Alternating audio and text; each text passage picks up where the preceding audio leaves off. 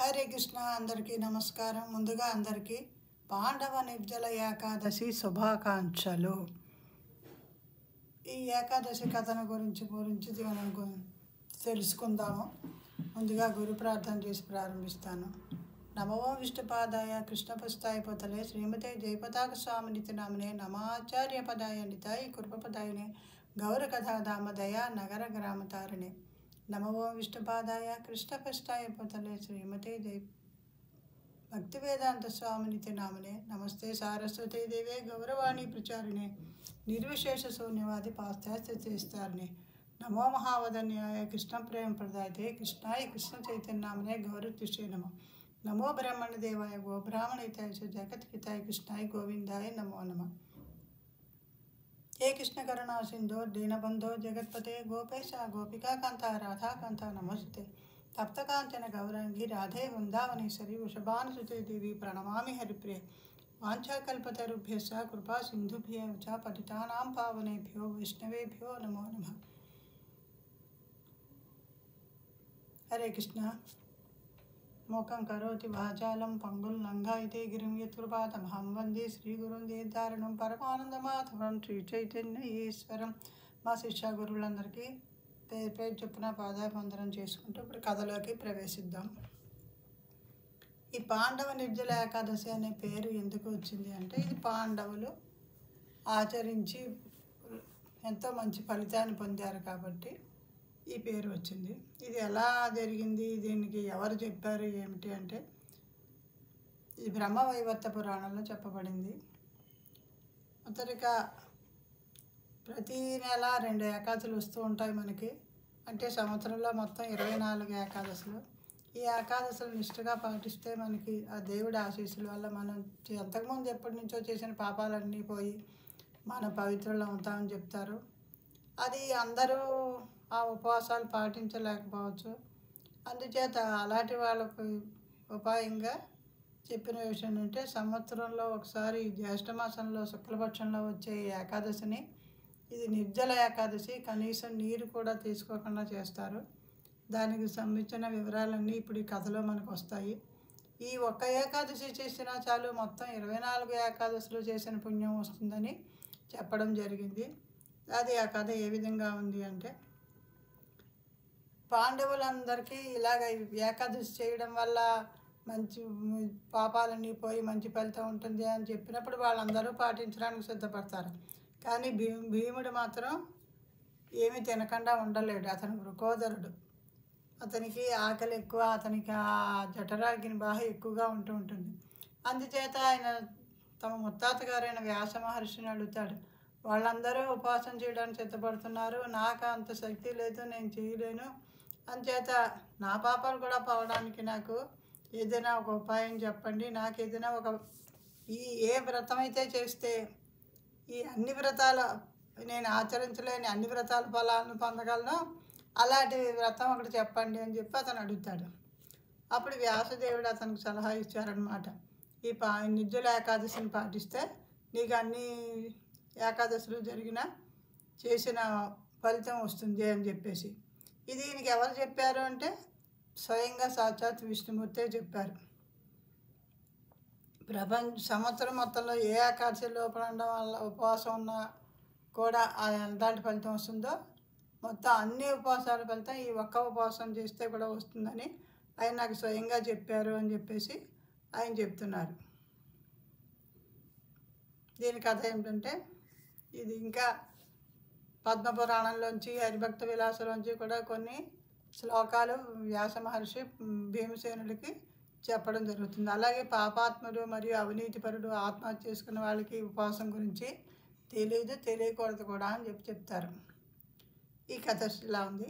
ఒకసారి మహారాజు యుధిష్ఠిరుని తమ్ముడు భీమసేనుడు పాండవుల తాత అయిన శ్రీల వ్యాసదేవుడిని అన్ని నియమాలు మరియు నిబంధనలు పాటించకుండా ఆధ్యాత్మిక ప్రపంచానికి తిరిగి రావడం సాధ్యమేనా అని అడిగాడు.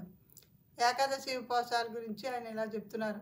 ఓ గొప్ప తెలివైన పండితులైన తాత, నా సోదరుడు యుధిష్ఠిరుడు, నా ప్రియమైన తల్లి కుంతి మరియు నా ప్రియమైన భార్య ద్రౌపది, అలాగే అర్జునుడు, నకులు, సహదేవుడు, వీరు ప్రతి ఏకాదశి నాడు పూర్తిగా ఉపవాసం ఉండి అన్ని నియమాలు ఖచ్చితంగా పాటిస్తున్నారు, నన్ను కూడా పాటించమని వాళ్ళు చెప్తున్నారు. అయితే నేను తినకుండా జీవించలేనని నేను చెప్తున్నాను. ఇలా ఎందుకంటే నాకు ఇలాగా ఈ జీర్ణశక్తి జఠరాగ్ని బాగా ఎక్కువగా ఉంటుంది. ఇది నేను మిగతా పనులు ఏ పూజలైనా చేయగలను, కానీ ఈ ఉపవాసం మాత్రం నేను చేయలేను. ఈ మాటలు విని భీముని ముత్తాతని శ్రీవ్యాసదేవుని అన్నారు, మీరు స్వర్గలోకానికి వెళ్ళి నరకానికి వెళ్ళే వారు తప్పించుకోవాలనుకుంటే నిజంగా ప్రతి శుక్లపక్ష కృష్ణపక్ష ఏకాదశిలో ఉపవాసం ఉండాలి అని చెప్పారు. అంటే ఓ మహానుభావుడా, నేను ఒకసారి తింటేనే బతకలేను, ఇంకా పూర్తిగా ఉపవాసం ఉంటే ఎలా భరించగలను, జీవించగలను? నా కడుపులో వృకానే ప్రత్యేకమైన అగ్ని ఉంది, అది నన్ను కాల్ చేస్తుంది జీర్ణాశయాన్ని ఏమీ తినకపోతే అని చెప్పేసి ఆయన చెప్తున్నారు.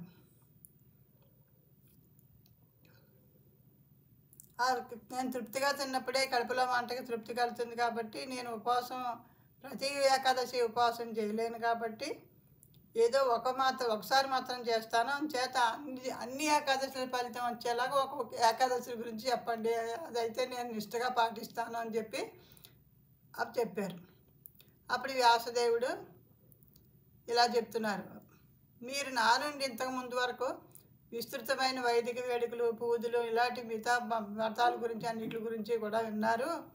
ఇవన్నీ కూడా ఈ కలియుగంలో పాటించలేరు కాబట్టి మీరు చాలా తేలికగా చేయగలిగే వ్రతం చెప్తాను చూడండి. మన కృష్ణపక్షం శుక్లపక్షంలో జరిగే ఏకాదశిలో భోజనం చేయకుండా ఉపవాసం ఉన్నట్టయితే మీకు చాలా మంచి జరుగుతుంది అని చెప్తున్నారు.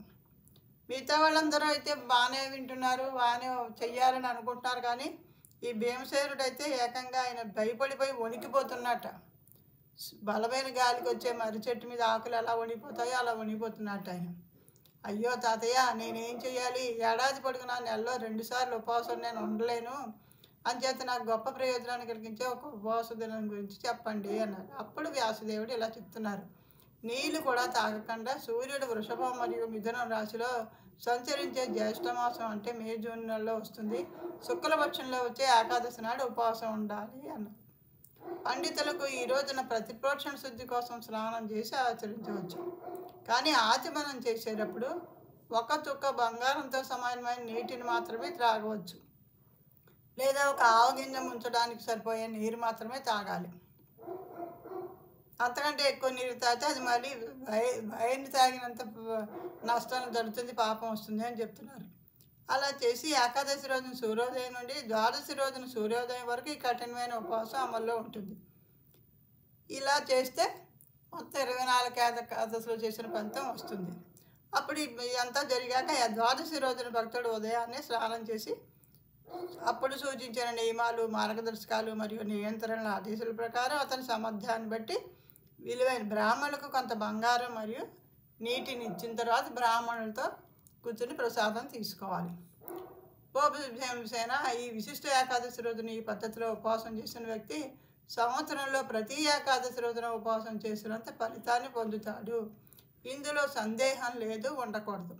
ఓ భీమా, ఈ ఏకాదశి నాడు ఉపవాసం చేయడం వల్ల కలిగే నిర్దిష్ట పుణ్యాన్ని ఇప్పుడు వినండి. నాకు వ్యక్తిగతంగా సాక్షాత్ ఆ ప్రభు కేశవుడే చెప్పారు. ఏం చెప్పారు?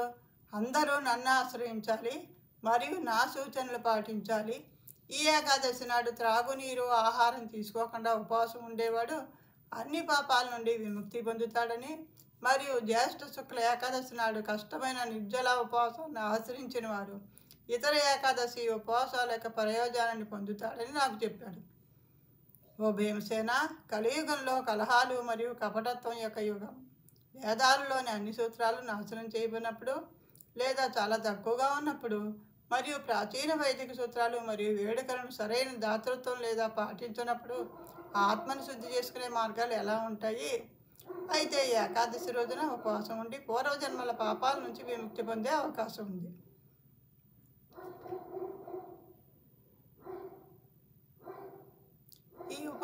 ఈ ఏకాదశి రోజున ఉపవాసం ఉన్న వాళ్ళు గొప్ప వ్యక్తి అవుతారు, అన్ని విధాల ఐశ్వర్యం, ధాన్యాలు, బలం మరియు ఆరోగ్యాన్ని పొందుతారు. మరణ సమయంలో భయంకరమైన యమదూతలు వారి ఛాయలు పసుపు మరియు నలుపు రంగులో ఉంటాయి, మరియు వారి బాధితులను బంధించడం కోసం ఎన్నో విధమైన ఇలా తాళ్ళు వాటితో వస్తారని చెప్తున్నారు. అటువంటి విశ్వాసమైన పాత్రమైన ఆత్మ వెంటనే అతను చేరుకోవడానికి నిరాకరిస్తారు. ఇప్పుడు ఈ ఉపవాసం ఉన్న వాళ్ళకైతే విష్ణుదూతలు వచ్చి వారిని తీసుకెళ్ళడానికి వస్తారు. వాళ్ళు విష్ణువులాగే ఉంటారు. 4 చేతులతో గద, శంఖం, చక్రం అన్నీ పట్టుకొని, కమలాన్ని పట్టుకొని. ఇలాంటి ప్రయోజనం మనకు కలగాలంటే ఈ అత్యంత పవిత్రమైన మరియు ముఖ్యమైన ఏకాదశిని నీటి నుండి కూడా ఖచ్చితంగా ఉపవాసం చేయాలి. ఇతర పాండవుల ఈ జ్యేష్ఠ శుక్ల ఏకాదశిని అనుసరించడం ద్వారా పొందగల ప్రయోజనం గురించి విన్నప్పుడు వారు దానిని ఖచ్చితంగా పాటించాలని సంకల్పించారు. వీరి ముత్తాత ఈ వ్యాసదేవుడు భీమసేనుడికి చెప్పినప్పుడు, ఈయన కొంచెం నేను చేయలేను కాబట్టి ఏం చేయాలో అని చెప్తే ఈ ఒకటి కనీసం చేయమని చెప్పారు కదా.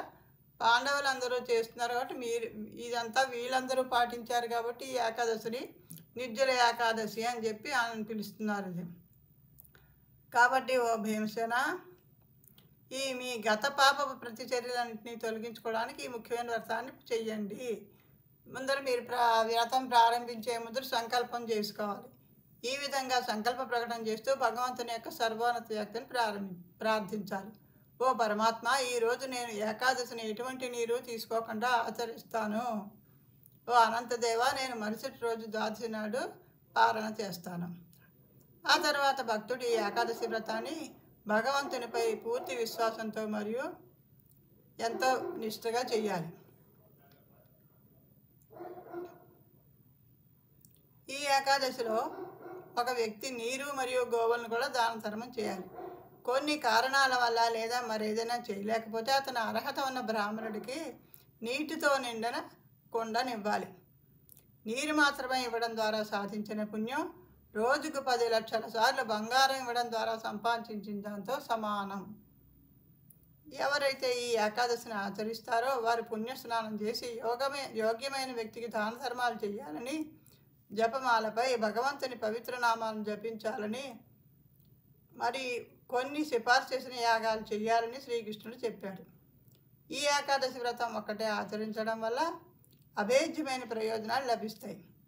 మరేదైనా ఈ రోజున పొందే పుణ్యం నశించదని గుర్తుంచుకోండి.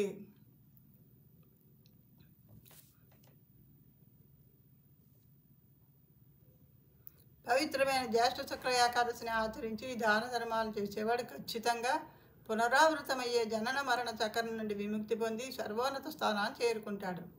ద్వాదశితో విలీనమైన ఈ ఏకాదశిని ఆచరించడం వల్ల బ్రాహ్మణుడిని చంపడం, మద్యం త్రాగడం, ఆధ్యాత్మిక గురువుపై అసూయపడడం మరియు అతని సూచనలను విస్మరించడం మరియు నిరంతరం అబద్ధాలు చెప్పడం వంటి భయంకరమైన పాపం నుండి విముక్తి లభిస్తుంది. అంతేకాకుండా ఈ వ్రతాన్ని సక్రమంగా పాటించి సర్వోన్నత భగవంతుడైన క్షీరోదక సాయిని పూజించే పురుషుడు లేదా స్త్రీ ఎవరైనా సరే మరుసటి రోజు యోగ్యత కలిగిన బ్రాహ్మణుని చక్కని మిఠాయిలతో సంతృప్తిపరుస్తారు. బ్రాహ్మణులకు దానాలు ఇచ్చి ఆయనకి భోజనం పెట్టి అదంతా సాగనంపాలన్నమాట. గోవులు మరియు ధనాన్ని దానం చేయడం, అలా చేసిన వ్యక్తి ఖచ్చితంగా సర్వోన్నతుడైన వాసుదేవుడిని ఎంతగానో సంతోషపరుస్తారు. అతని కుటుంబంలోని 100 మంది పూర్వతరాల వారు చాలా పాపాత్ములు, చెడు స్వభావం, అపరాధులు అయినప్పటికీ నిస్సందేహంగా భగవంతుని నివాసానికి వెళ్తారు.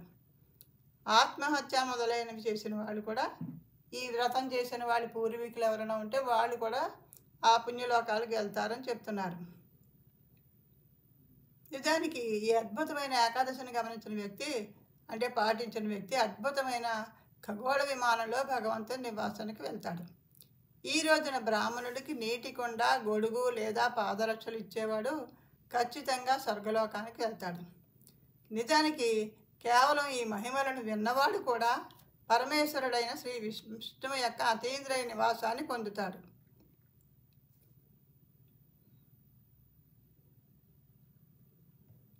ఈరోజు చేయాల్సినవి ఏంటంటే, ఒకరు తన దంతాలను సరిగ్గా శుభ్రం చేసుకోవాలి. ఉదయమే లేచి దంతాలు శుభ్రం చేసుకొని తలారా స్నానం చేసి అప్పుడు తినకుండా త్రాగకుండా పరమేశ్వరుడైన కేశవుడిని ప్రసన్నం చేసుకోవడానికి ఈ ఏకాదశిని ఆచరించాలి. ఏకాదశి మరుసటి రోజున త్రివిక్రముని రూపంలో ఉన్న పరమేశ్వరునికి నీరు, పువ్వులు, ధూపం మరియు ప్రకాశవంతంగా వెలిగించే దీపాన్ని సమర్పించి పూజించాలి. అప్పుడు భక్తుడు హృదయపూర్వకంగా ప్రార్థించాలి. ఓ దేవుడా, అందరినీ విమోచించేవాడా, ఓ హృషికేశ, ఇంద్రియాలకు అధిపతి, దయతో నాకు ముక్తివరాన్ని ప్రసాదించు. అయినప్పటికీ నేను మీకు ఈ వినయపూర్వకమైన కొండ కంటే గొప్పది ఏమీ ఇవ్వలేను. నీటి కొండ అన్నమాట. అలా చెప్పి బ్రాహ్మణుడికి నీటి కొండ దానం చేయాలి. అప్పుడు భక్తుడు ఒక బ్రాహ్మణుడికి నీటి పాత్రను దానం చేయాలి. ఓ భీమసేన, ఈ ఏకాదశి వ్రతము మరియు తర్వాత తన సామర్థ్యానికి తగినట్లుగా చెప్పబడిన వస్తువులు దానం చేసిన తర్వాత బ్రాహ్మణులకు భోజనం పెట్టాలి. మరియు ఆ తర్వాత తాను కూడా మౌనంగా ప్రసాదాన్ని స్వీకరించారు. శ్రీల వ్యాసదేవుడు ఇలా ముగించారు. ఈ పవిత్రమైన శుద్ధి చేసే పాపాలను భక్షించే ద్వాదశి రోజున నేను చెప్పిన విధంగానే ఉపవాసం ఉండమని నేను మిమ్మల్ని గట్టిగా కోరుతున్నాను. తద్వారా మీరు అన్ని పాపాల నుండి పూర్తిగా విముక్తి పొంది సర్వోన్నత స్థానానికి చేరుకుంటారు. ఈ వ్యాస మహర్షి పాండవులకి ఇదంతా చెప్పడం జరిగింది. బ్రహ్మవేవత్త పురాణం నుండి ఈ జ్యేష్ఠ శుక్ల ఏకాదశి లేదా పాండవ నిర్జల ఏకాదశి కథ ఈ విధంగా ముగిసింది. హరే కృష్ణ.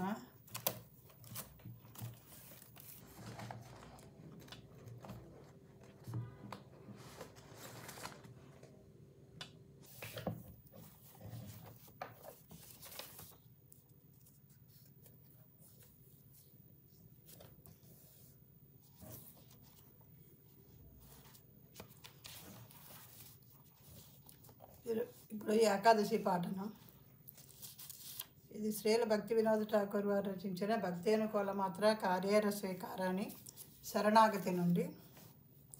శుద్ధ భగత చరణ రేణు భజన అనుకూల భగత సేవా పరమ సిద్ధి ప్రేమలతికార మూల మాధవతిథి భక్తి జననీ జతనే పాలన కోరి కృష్ణ బసతి బసతి బోలి పరమాదరి బోరి. శుద్ధ భగత చరణ రేణు భజన అనుకూల గౌరమారాజే సభస్థానే కొరలు భ్రమణ రంగే శేషభస్థాన హేరి భోమి ప్రణయి భగత సంగే. శుద్ధ భగత చరణ రేణు భజన అనుకూల మృదంగ బాజ సునితే మన అబసర సదా జాజే గౌరవిహిత కీర్తన సుని ఆనందే హృదయ నాచే. శుద్ధ భగత చరణ రేణు భజన అనుకూల जुगलमूर्ति देखिया मोरा परमानंद होया प्रसाद सेवा कोरिते होय सकल प्रपंच जया. शुद्ध भगत चरण रेणु भजन अनुकूल जे दिन गृहे भजन देखी गृहे ते गोलोक भाया चरण सीधु देखिया गंगा सुखन सीमा पाया. शुद्ध भगत चरण रेणु भजन अनुकूल तुलसी देखी जोड़ाया प्राण माधव तो शनि जानी गौर प्रिया साक सेवने जीवन सार्थक मानी. शुद्ध भगत चरण रेणु भजन अनुकूल भगति विनोद कृष्ण भजने अनुकूल पाय जाह प्रति दिवसे परम सुखे श्रीकार कोरो येताह. शुद्ध भगत चरण रेणु भजन अनुकूल भगत सेवा परम सिद्धि प्रेमलधिकार मूल. हरे कृष्णा कृष्ण कृष्ण हरे हरे हरे राम राम राम हरे हरे. हरे कृष्णा कृष्ण कृष्ण हरे हरे हरे राम राम राम हरे हरे. శుద్ధ భగత చరణ రేణు భజనానుకూల భగత సేవా పరమ సిద్ధి ప్రేమలధికారమూల. దీని భావం ఇలా ఉంది. శుద్ధ భక్తుల పాదపద్మాల ధూళియే భక్తియుక్త సేవకు అనుకూలమైనటువంటిది. వైష్ణవ సేవయే పరమసిద్ధి మరియు దివ్య ప్రేమ అనే భక్తిలతకు మూలము. ఏకాదశి మరియు జన్మాష్టమి వంటి పవిత్ర దినములను నేను అత్యంత శ్రద్ధతో పాటించను. ఎందుకనగా అవి భక్తికి జనని, అత్యున్నత గౌరవము మరియు ప్రేమతో నా నివాస స్థలముగా శ్రీకృష్ణుని దివ్యధామమునే ఎన్నుకుందును. నా స్వామి గౌరసుందరుడు తన లీలలు జరుపుటకు ఏ ఏ ప్రదేశములందు సంచరించునో ఆయా ప్రదేశములను నేను ప్రియమైన భక్తుల సాంగత్యములో సందర్శించను. నా మనస్సు మృదంగ వాద్యమును వినే అవకాశమును ఎల్లప్పుడూ అర్థించును. గౌరచంద్రుడు నిర్దేశించిన కీర్తనను విని నా హృదయం పారవశ్యముతో నృత్యం చేస్తుంది. దివ్య జంట అయినటువంటి శ్రీ శ్రీ రాధాకృష్ణుల శ్రీ విగ్రహాలను దర్శించగానే నేను సర్వోన్నతమైన ఆనందమును పొందుతాను. భగవంతుని ప్రసాదమును సేవించడం ద్వారా నేను ప్రాపంచిక మొహాలన్నిటినీ జయిస్తాను. గృహంలో శ్రీహరి ఆరాధన మరియు సేవ జరుగుటను చూచినప్పుడు గోలోక బృందావనం అక్కడ నాకు దర్శనమిస్తుంది. భగవంతుని పాదపద్మాల నుండి బహిర్గతమైనట్టి అమృతవాహిని గంగను దర్శించినప్పుడు నా ఆనందానికి అవధులుండవు. పవిత్రమైన తులసి మొక్క యొక్క దృశ్యం నా ఆత్మకు శాంతిని కలగజేస్తుంది. ఎందుకనగా ఆవిడ శ్రీకృష్ణునికి ప్రీతి కలగజేస్తుందని నాకు తెలుసును. శ్రీ చైతన్య మహాప్రభువుకు ప్రియమైన సాకును అంటే ఆకుకూరతో చేసే ఒక వంటకం ఆస్వాదించడం ద్వారా నా జీవితం సార్థకమైనట్లు భావించును. శ్రీకృష్ణుని సేవకు అనుకూలమైన ఏది లభించినను దానిని భక్తి వినోదుడు ప్రతిరోజు పరమానందముతో స్వీకరిస్తాడు. హరే కృష్ణ కృష్ణ కృష్ణ హరే హరే, హరే రామ రామ రామ హరే హరే. అందరికీ నమస్కారం. ఈ కథను మీకు సమర్పించడంలో ఏమైనా పొరపాట్లు చేస్తుంటే క్షమించవలసిందిగా కోరుతున్నాను. హరే కృష్ణ. మరి ఇంకొక వీడియోతో మీ ముందుకు వస్తాను. అంతవరకు సెలవు. హరే కృష్ణ కృష్ణ కృష్ణ హరే హరే, హరే రామ రామ రామ హరే హరే. సాధ్యమైనంత ఎక్కువగా దైవనామస్మరణ చేస్తూ నామజపం చేస్తూ సత్సంగంలో పాల్గొంటూ ఏకాదశిని అత్యంత శ్రద్ధగా పాటించవలసిందిగా అందరికీ ప్రార్థన. అలాంటి శక్తినిమ్మని ఆ దేవదేవుని గురువుల్ని ప్రార్థిద్దాం. హరే కృష్ణ.